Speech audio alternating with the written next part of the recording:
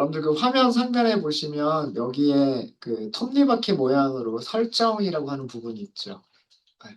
요 톱니바퀴 모양의 설정 버튼을 클릭하셔도 되고요.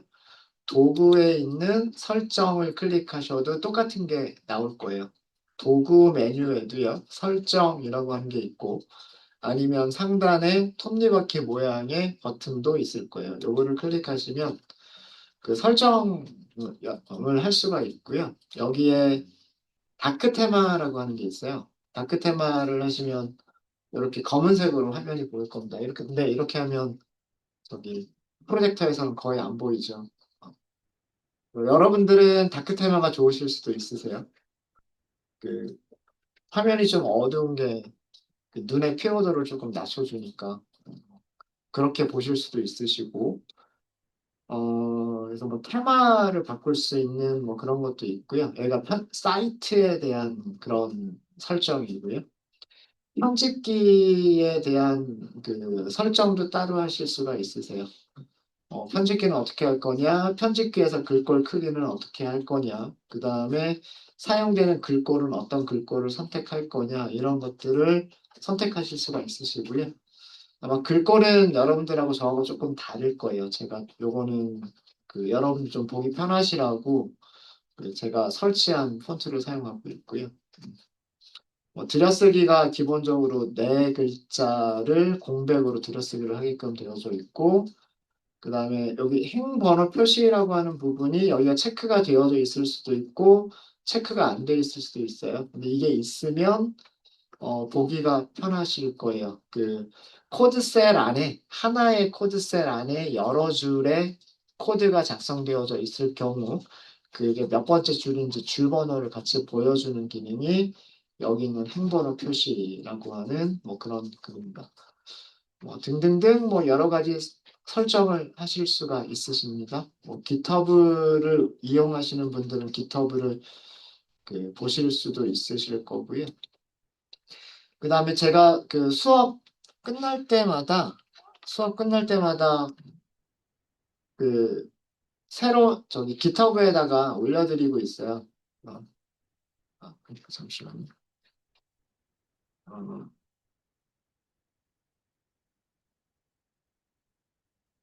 그 콜앱에서 작성한 파일도 제가 GitHub에 올려드리고 있는데 제 GitHub 빅데이터 57기 여기 그 저장소에 가보시면 랩 파이썬이라고 하는 폴더가 새로 하나 더 들어가 있는 거 보실 수 있으실 겁니다.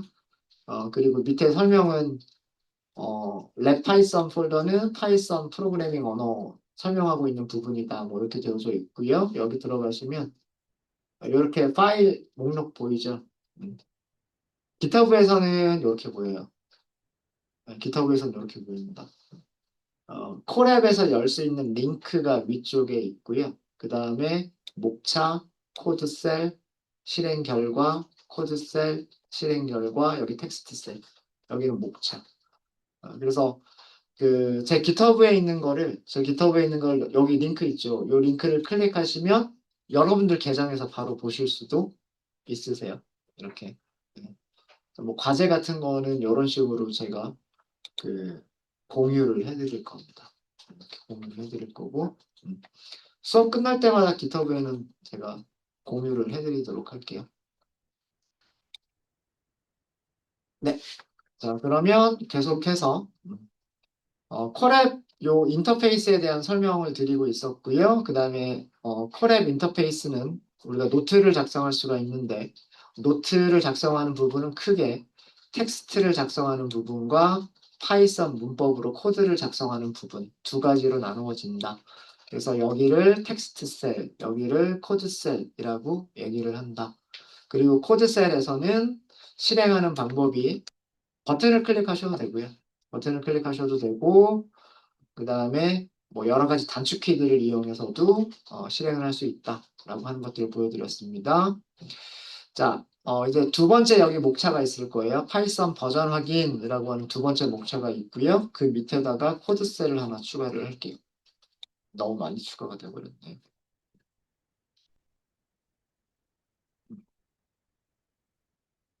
자, 일단은 무슨 내용인지 모르더라도 일단은 따라할게요. 그리고 이런 것들은 나중에 차차 저희가 문법을 하나씩 하나씩 공부해 나가면서 얘네들이 어떤 의미인지를 아시게 될 거예요. 시스. 옆에 여기 1번이라고 나오죠. 요거는 제가 작성한 게 아니에요. 요거는 아까 그 설정에서 행번호 보여주기라고 하는 게 체크가 되어져 있었기 때문에 요 행번호가 자동으로 보여지는 겁니다. 네. 자, 옆에 제가 이렇게 두 칸 띄고요. 샵이라고 쓸게요. 코드셀에서의 샵의 의미는 주석이에요, 주석. 그러니까 요 첫 번째 코드가 어떤 의미인지를 설명해 주는 거다라고 생각하시면 돼요. 자, 이 문장은 sys라고 하는 모듈을 가져오겠다. 모듈 가져오기. 가져오기가 영어로 import죠, import. sys라고 하는 거는 파이썬을 설치하게 되면 파이썬 안에 있는 그런 모듈이에요. 그래서 요거를 가져오게 되면 우리는 어떤 코드를 작성할 수 있냐면 이런 코드를 작성할 수가 있어요. sys.이라고 하는 걸 할 수가 있어요. sys. 그리고 버전 이렇게 쓰실 수 있으세요. 자, 이 코드는 뭐냐면 현재 설치된 예, 설치된 파이썬의 버전을 출력해라라는 그런 뜻입니다.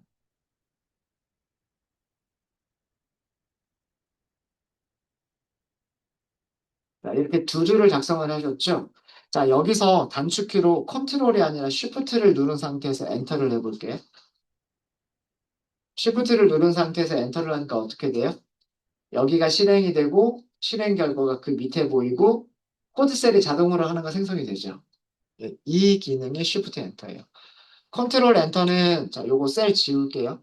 만약에 이 셀이 필요 없다라고 하시면 요거 셀을 클릭하고 이렇게 포커스가 있는 상태에서 여기 보시면 휴지통 버튼이 있어요. 그죠? 이 휴지통 버튼이 셀을 삭제하는 기능입니다. 이렇게 하시면 삭제가 돼요. 컨트롤 엔터는 그냥 현재 셀을 실행하고 걸로 끝이고요. 쉬프트 엔터는 현재 셀을 실행하고 밑에 있는 셀로 포커스가 내려가요. 밑에 있는 셀로 포커스가 내려가는데 밑에 셀이 없다. 그러면 새로운 코드 셀을 하나 자동으로 만들어줍니다. 그리고 바로 편집할 수 있도록 거기에서 커서가 깜빡깜빡하면서 포커스가 있게 되죠. 자, 이거를 보여드린 이유는 현재 설치된 버전이 3.12.13이라고 하는 버전이 설치가 되어져 있어요. 설치가 되어져 있고요. 근데 그 파이썬 공식 홈페이지가 있어요. 파이썬 공식 홈페이지에 들어가 보면 현재 가장 최신 버전은 3.14 버전까지 있어요. 요 가운데 버전이 3.14까지도 현재 릴리즈가 되어져 있어요. 배포가 되어져 있습니다. 근데 콜앱에서는 그것보다는 조금 낮은 버전의 파이썬이 설치가 되어져 있어요. 이게 왜 중요하냐 하면 저희가 나중에 데이터를 분석할 때 필요한 라이브러리들을 별도로 설치를 해야 돼요. 물론 콜앱에는 이미 다 설치가 끝나 있는 상태이기는 하지만 만약에 그 설치가 안 된 어떤 새로운 라이브러리가 우리가 필요로 하다라고 한다면 그 라이브러리들이 어떤 파이썬 버전에서 만들어진 라이브러리인지를 확인을 해야 돼요. 그래서 이 파이썬 버전이 되게 중요합니다. 자, 생각해보면 파이썬이라고 하는 프로그래밍 언어가 먼저 배포가 되겠죠. 그리고 그 파이썬 언어를 가지고서 그 데이터 분석이나 인공지능을 하기 위한 라이브러리들을 개발자들이 만들겠죠. 그죠? 그러면 파이썬 버전은 계속해서 새로운 버전이 릴리즈가 되고 있는데 그 어떤 라이브러리를 만드는 개발자들은 현재 최신 버전이 아니라 약간 뭐 6개월 전에 배포가 된 파이썬 버전이나 아니면 3개월 전에 배포된 파이썬 버전에서 개발을 해서 라이브러리를 하겠죠. 그런 일들이 실제로는 일어날 거란 말이에요. 그래서 라이브러리들이 동작할 수 있는 파이썬 버전으로 설치가 되어져야 되는 거예요. 그러니까 개발 환경을 맞춘다라고 하는 게 사실 그렇게 쉬운 작업은 아니에요. 어, 우리가 필요로 하는 라이브러리가 뭐 수십 가지가 있을 수가 있어요. 근데 그 수십 가지의 라이브러리들이 다 공통적으로 사용할 수 있는 파이썬 버전. 그거를 설치하고 그 다음에 그 버전에 맞는 라이브러리들을 설치를 해야 되거든요. 네. 나중에 저희가 설치하는 과정에서 그런 것들은 좀 설명을 드리도록 하겠습니다. 그래서 현재 파이썬 버전이 얼마인지 확인하는 것도 되게 중요한 일 중에 하나예요. 근데 콜앱을 사용하는 장점 중에 하나가 뭐냐면 콜앱은 주기적으로 그런 라이브러리들의 버전을 파이썬 버전에 맞춰서 주기적으로 업데이트를 해줘요. 파이썬 버전, 지금은 3.12 버전을 콜앱에서 사용하고 있는데 내년쯤 되면은 파이썬 3.13 버전을 사용할 수도 있어요. 아니면 뭐 올해 말에 3.13 버전으로 바뀔 수도 있어요. 아니면 뭐 최신 버전인 3.14로 바뀔 수도 있고. 이거 그러면은 거기에 딸린 다른 라이브러리들, 데이터 분석할 때 필요한 판다스라든가 머신러닝 할 때 필요한 뭐 사이클러닝이라든가 딥러닝 할 때 필요한 텐서플로우라든가 이런 것들도 그 파이썬 버전에 맞춰서 알아서 업데이트를 해줘요. 구글에서. 그래서 콜앱을 사용하면 우리가 개발 환경을 크게 신경 쓰지 않아도 쉽게 먼저 접근을 할 수가 있어요. 여러 가지 라이브러리들을 사용해 보실 수가 있게 되는 거죠. 근데 요거는 나중을 위해서 이렇게 확인할 수 있다라고 하는 거고요. 자, 코드셀과 코드셀 그 중간에다가 텍스트 셀을 하나 중간에다 넣어 볼까요? 그러면은 요 중간에서 이렇게 마우스 올리고 텍스트 이렇게 하시면 중간에 이렇게 들어갑니다. 그다음에 샵은 요거는 텍스트 셀이에요. 코드 셀이 아니에요. 텍스트 셀에서 샵은 목차를 만드는 기능이에요. 목차. 여기서는 여러 가지 프린트 방법 이렇게 할게요.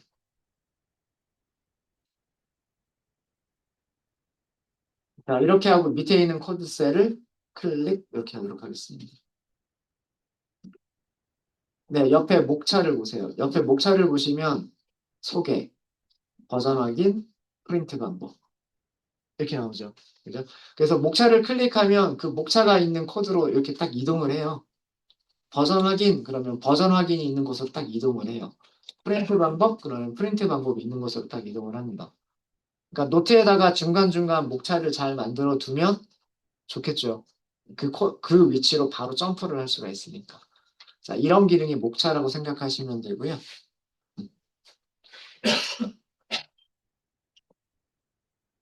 어, 몇 가지, 여기서, 이거는 코드셀입니다. 자, 이거는 파이썬의 인라인 주석이에요. 파이썬 인라인 주석. 인라인 커멘트. 그러니까 샵부터 그 줄의 끝까지, 샵부터 그 줄의 끝까지를 코드가 아닌 설명, 주석이라고 생각을 합니다. 주석이라고. 그러면 이 첫 번째 줄은 전부가 주석인 거예요. 전부가 주석인 거고요. 위쪽 코드 셀에서 프린트부터 여기까지는 실행이 되는 실행 문장인 거고요. 그 다음에 샵부터 나머지는 실행과는 관계가 없는 설명 부분이에요. 주석 부분입니다. 그래서 실제로 이 코드셀을 실행하면 프린트 내용이 밑에 보이고 끝나는 거예요. 이해되셨습니까? 그래서 제가 설명드릴 때 그 문법에 대한 설명들을 코드셀에서는 주석으로 설명을 드릴 거고요. 그 다음에 텍스트셀에서는 뭐 항목들을 만들면서 설명을 드릴 겁니다.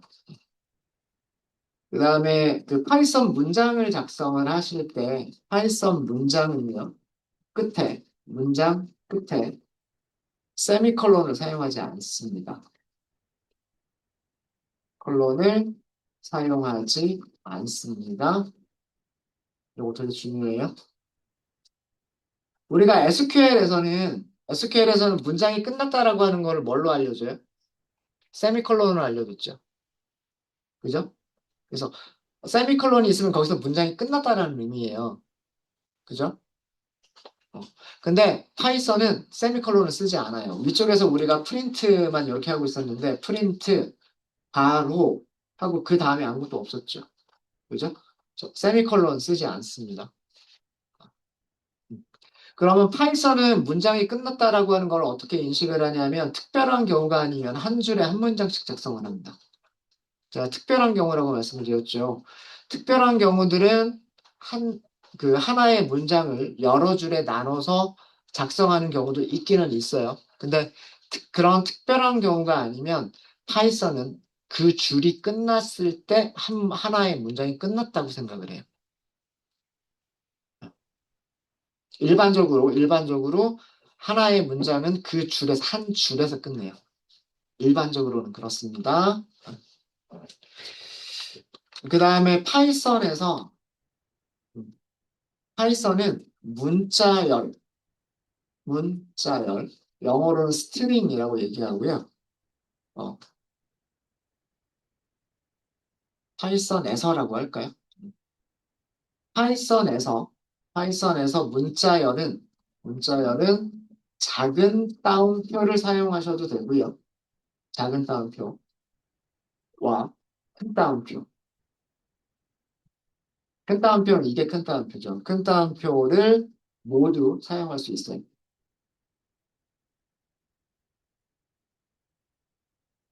SQL에서는 큰 따옴표와 작은 따옴표가 용도가 달랐었었죠. SQL에서는 문자열 표시할 때 큰 따옴표 사용했었나요? 작은 따옴표 사용했었나요? 작은 따옴표만 사용했어요. 벌써 잊어버리지 않으셨죠?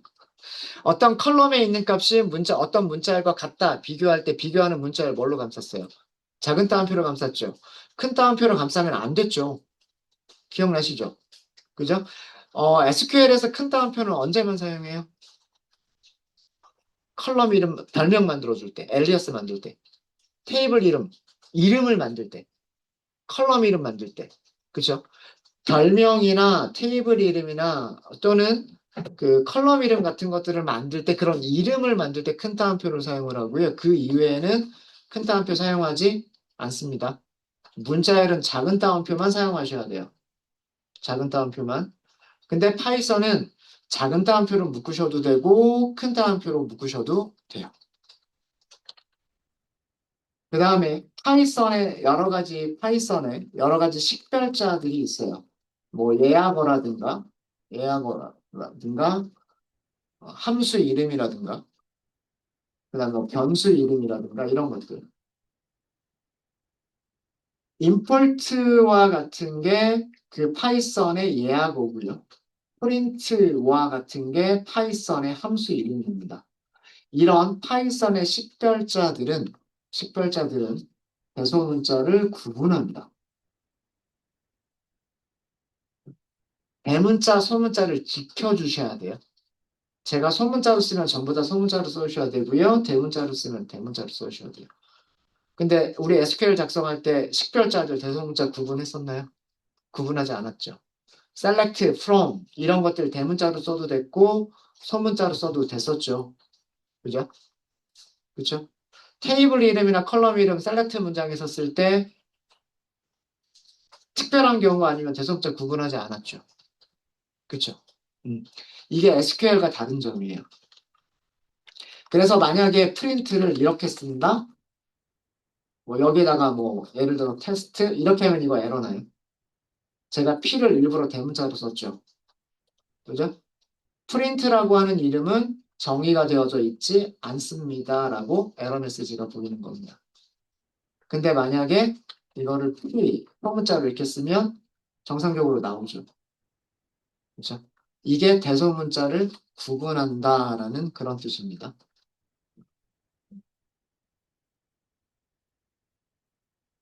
되셨습니까? 자, 여기다 프린트문 하나만 더 넣어볼게요. 자, 이번에는 이렇게 해서 안녕하세요 이렇게 해볼게요. 그리고 다시 한번 실행해 보세요.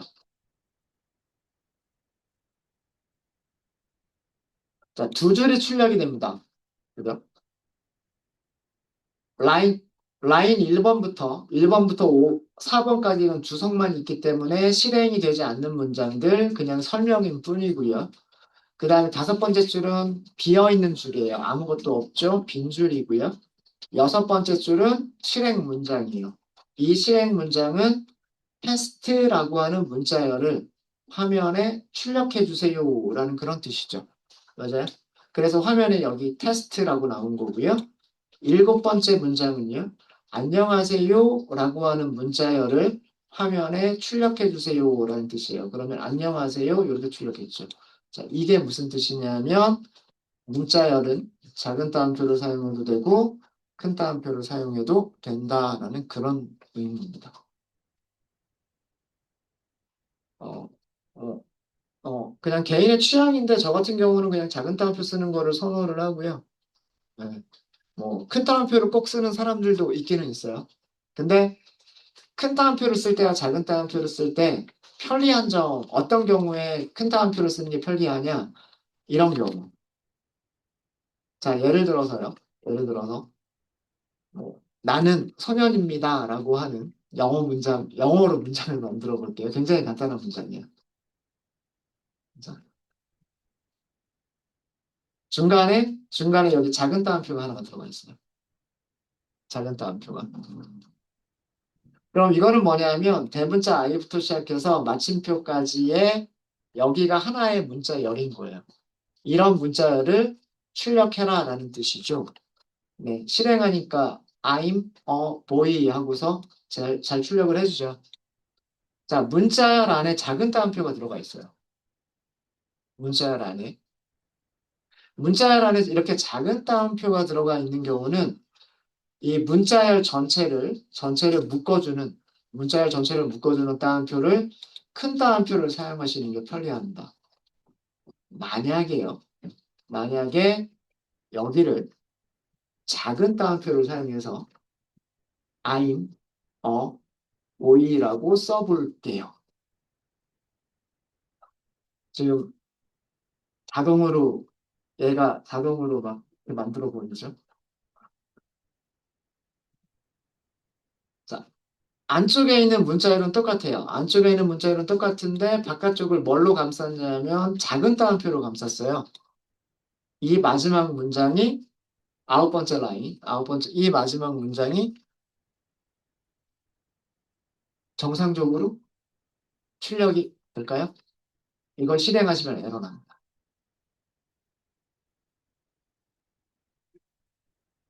하나도 실행이 안 되고요. 여기 있는 6, 7, 8번 라인이 하나도 실행이 안 되고요.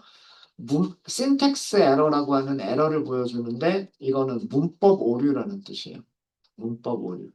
자, 이게 왜 문법 오류인지 생각을 해볼게요. 작은 따옴표를 시작을 했으면 작은 따옴표를 닫아주는 부분이 있어야 되겠죠. 맞아요? 자, 이게 시작하는 부분. 그 다음에 여기가 끝나는 부분. 이렇게 시작과 끝이 이렇게 맞아야 된단 말이에요. 그렇죠? 그 안쪽에 있는 게 우리가 출력하고 싶은 문자열이란 뜻이에요. 이해되십니까? 자, 제일 마지막 아홉 번째 라인을 볼게요. 이게 시작하는 문자열, 시작한다라는 의미죠.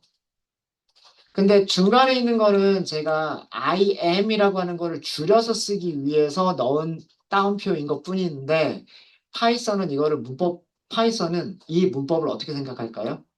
대문자 I 하나가 들어가 있는 문자열이라고 생각을 하는 거예요.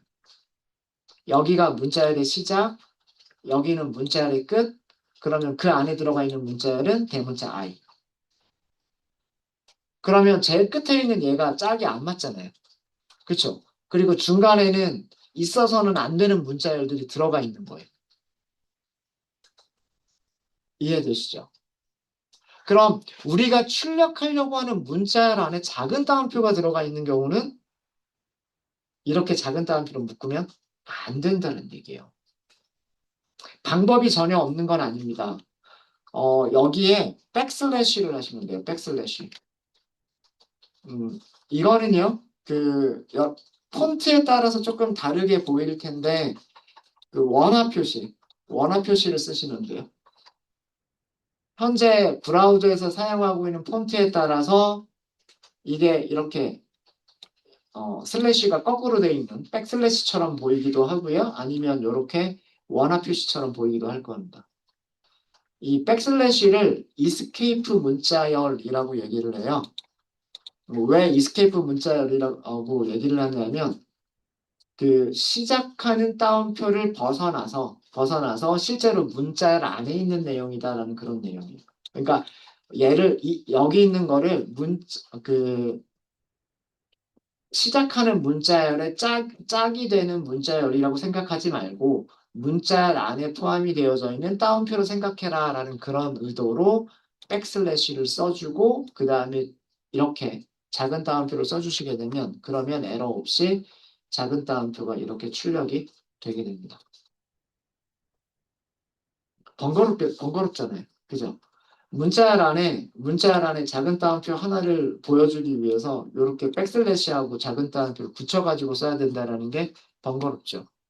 그래서 이런 경우라면 전체 문자열은 큰 따옴표로 묶어주고요. 그 다음에 문자열 안에 그냥 작은 따옴표를 그냥 이렇게 쓰시면 돼요.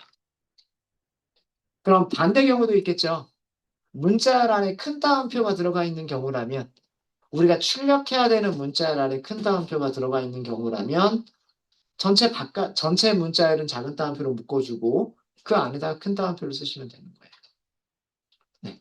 그런 식으로 그 작은 따옴표와 큰 따옴표의 용도를 쓰시면 될 것 같습니다. 그런 내용이고요. 자, 그 다음에 코드셀 하나만 더 추가를 하도록 할게요. 자, 이번에는 프린트 안에다가 제가 hello라고 하는 이거 문자열 하나죠. 자, 쉼표. 그 다음에 이번에는 안녕하세요 이렇게 썼어요. 자, 일단 이렇게 두 개만 해볼까요? 두 개만. 자, 이거는 프린트라고 하는 함수한테 두 개의 문자열을 준 겁니다. hello라고 하는 문자열하고요. 안녕하세요라고 하는 문자열을 준 거예요. 자, 이렇게 두 개의 문자열을 주고 실행을 해보시면은요. 프린트 함수는 어떻게 출력을 해주냐면 한 줄에다가 출력합니다. 한 줄에다가 하는데 첫 번째 문자열과 두 번째 문자열을 뭘로 구분을 해주죠? 중간에 공백 하나가 들어가 있죠. 그죠? 중간에 공백이 하나가 들어가 있어요. 네.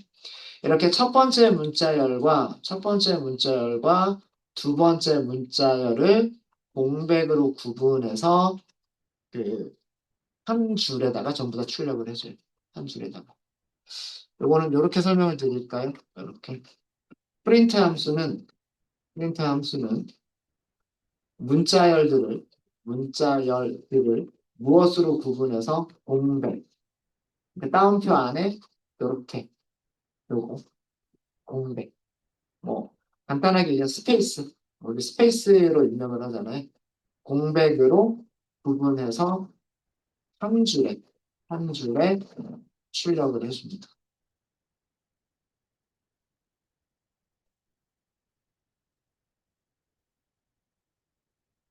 문자열을 하나 더 넣을 수도 있어요. 문자열을 뭐 예를 들어서 쉼표로만 구분하시면 돼요. 문자열과 문자열은 쉼표로 구분하시면 됩니다. 네, 여기다가 뭐 공- 네, 이렇게 한번 써볼게요. 공주.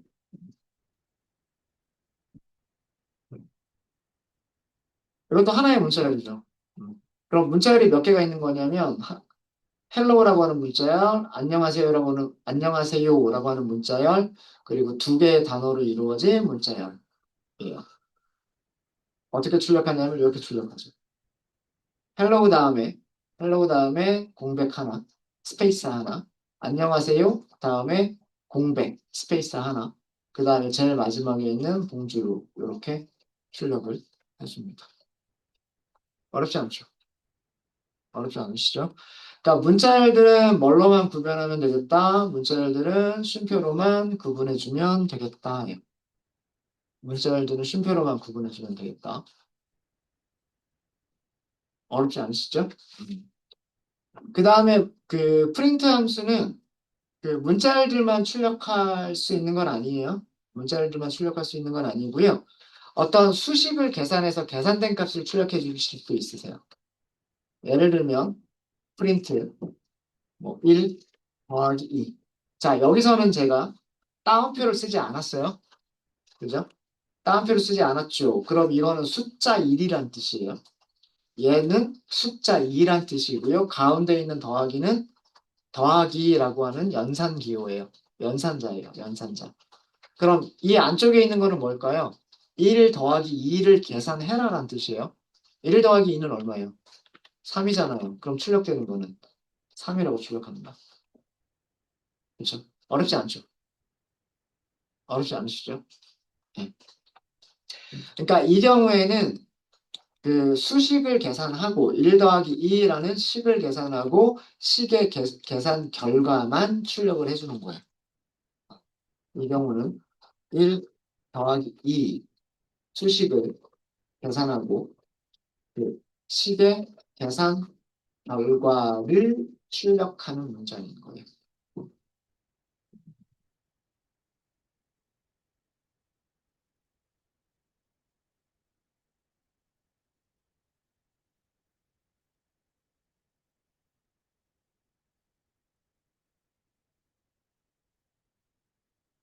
그래서 여기 이렇게 3이라고 출력 결과가 나오죠.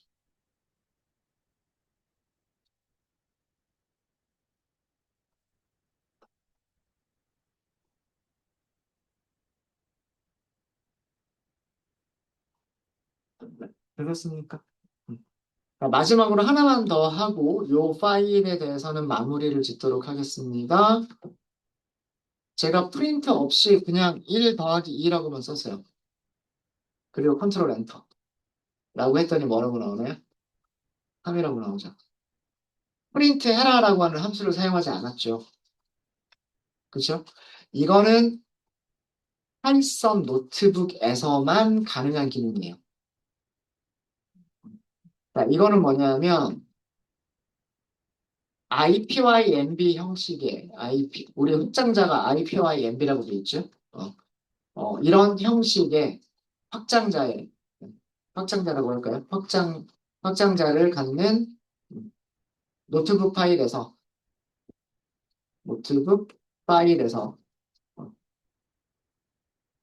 가능한 기능이고요. 파일에서 그 코드셀의 가장 마지막 실행 문장, 가장 마지막 문장의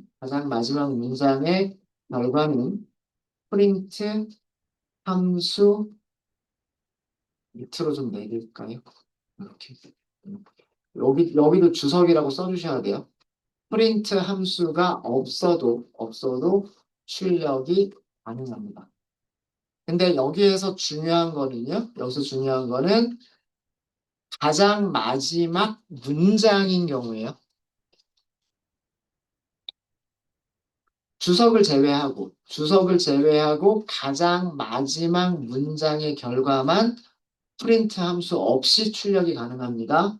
그래서 이거는 지금 이 문장 같은 경우에는 2번, 3번 라인은 전부 주석이고요. 실제로 문장은 첫 번째 라인, 요게 한 줄밖에 없죠. 이게 마지막 문장이에요. 그죠? 이 문장의 결과는 프린트문이 없어도 출력이 돼요. 이해되셨죠? 자, 근데 이거랑 비교를 해볼게요. 자, 위쪽에서는 1 더하기 2, 아래쪽에서는 1 빼기 2예요. 출력이 될까요? 만약에 출력이 된다면 뭐만 출력이 될까요? 마이너스 1만 나오죠. 자, 제가 컨트롤 엔터를 하고서 실행까지 했습니다. 지금 이 코드셀에서는 문장이 몇 줄 있어요? 첫 번째 문장, 두 번째 문장. 첫 번째 문장은 1 더하기 2라고 하는 수식이고요. 두 번째 문장은 1 빼기 2라고 하는 수식이에요. 맞습니까? 자, 그런데 제가 코드셀의 가장 마지막 문장의 결과는 프린트 함수가 없어도 출력이 가능하다고 했죠. 근데 그 이전 문장에 대해서는 말씀을 드리지 않았어요. 그죠? 얘는 결과가 이렇게 나와요. 근데 얘는 결과가 출력이 되는 부분이 없습니다. 그죠? 만약에 이 결과도 출력하고 이 결과도 출력하려면 어떻게 해야 돼요? 첫 번째 줄에서는 프린트를 써야 돼요. 이렇게. 그러면 첫 번째 줄은 출력하세요죠. 출력하세요. 출력하세요니까 3이라고 출력을 한 거고요. 그 다음에 마지막 줄은 프린트가 없어도 그 결과가 이렇게 출력이 될 수 있는 거예요. 물론 프린트를 쓴다고 해서 안 되는 건 아니고요. 이렇게 해서 해도 안 되는 건 아니고. 무슨 말인지 아시겠죠? 그러니까 프린트 함수 없이 출력이 가능한 부분은 어디서만? 코드셀에서의 마지막 문장에서만. 코드셀의 마지막 문장이 아니면 우리가 결과를 이 출력 창에다가 출력을 하고 싶으시면 반드시 뭐가 필요하다? 프린트라고 하는 함수가 필요하다라는 그런 뜻이에요. 이해되셨습니까? 그래서 요것도 요렇게 해서 만들어볼까요? 결과는 똑같죠. 네, 되셨습니까? 네, 혹시 질문 있으세요? 네, 이렇게 해서 저희 그 콜앱 노트북을 만드는 거 설명을 드렸고요. 콜앱 노트북의 요 환경들 설명을 드렸어요. 환경 설명을 드렸고 왼쪽에 목차, 오른쪽에 코드셀과 텍스트셀, 그리고 위쪽에 메뉴들 이런 것들 설명을 드렸습니다. 어, 왼쪽에 보시면 목차만 있는 건 아니죠. 여러 가지 다른 기능들도 있어요. 이 중에서 밑에서 두 번째 그 아이콘을 좀 볼까요? 밑에서 두 번째 아이콘이 뭐처럼 생겼나요? 폴더 모양처럼 생겼죠. 그리고 여기가 파일이라고 돼 있죠. 파일. 요거 이렇게 클릭하시면 폴더 모양을 보실 수가 있으세요. 폴더 모양 보실 수가 있으시고요. 그런데 이 폴더는 여러분들 구글 드라이브의 폴더가 아니에요. 어디에 폴더들이냐면 이 폴더들은 아까 제가 뭐라 그랬어요? 구글 콜앱에서 컴퓨터 한 대를 빌려온 거라고 말씀을 드렸죠. 가상 머신 한 대를 빌려온 거예요. CPU도 있고 메모리도 있고 하드디스크도 있고 뭐 여긴 없지만 CPU도 있는 그런 가상의 PC 한 대를 빌려온 거예요. 그래서 여기 있는 폴더라고 하는 거는 이 폴더의 구조는 어디에 있는 폴더 구조를 얘기하는 거냐면 구글 여러분들이 접속한 콜앱이라고 하는 환경에 콜앱이라고 하는 가상 머신의 폴더 구조를 보여주는 거예요. 구글 드라이브의 폴더를 보여주는 건 아닙니다. 근데 우리가 이거를 연결할 수도 있어요. 그 부분은 제가 나중에 말씀드릴게요. 콜앱에서 구글 드라이브 연결하기라고 하는 게 필요한 경우가 있어요. 그건 제가 나중에 말씀드리도록 하겠습니다. 어쨌든 지금은 이렇게 해서 목차, 그 다음에 목차 열기, 닫기 가능하고요. 그 다음에 폴더 보기, 폴더 닫기 이런 것도 가능하다. 이런 거 설명을 드렸고요. 그 다음에 이 목차가 편리한 기능 중에 하나가 뭐냐면요. 그 노트북이 굉장히 길게 만들어지는 경우들이 있어요. 그런 경우에 여기가 얘가 목차죠. 목차 옆에 보시면 여기 버튼이 있죠. 이 버튼이 접기 버튼이에요. 여기도 접기 버튼이에요. 자, 이렇게 하니까 어떻게 됐어요? 코드 셀들이 숨겨지죠. 그쵸? 이렇게 하면 그 문서의 구조만 간단하게 볼 수가 있어요. 이 노트북은 콜앱 속에 파이썬 버전 프린트 방법으로 나눠져 있구나. 이렇게 볼 수가 있고요. 숨겨진 셀이 몇 개가 있다라고 하는 게 보여지는데 이 숨겨진 셀을 보기 위해서는 옆에 버튼을 확장하시면 돼요. 확장하면 코드셀, 그 다음에 텍스트 셀이 이 목차 밑에 있었다라고 하는 걸 보여주죠. 밑에도 마찬가지입니다.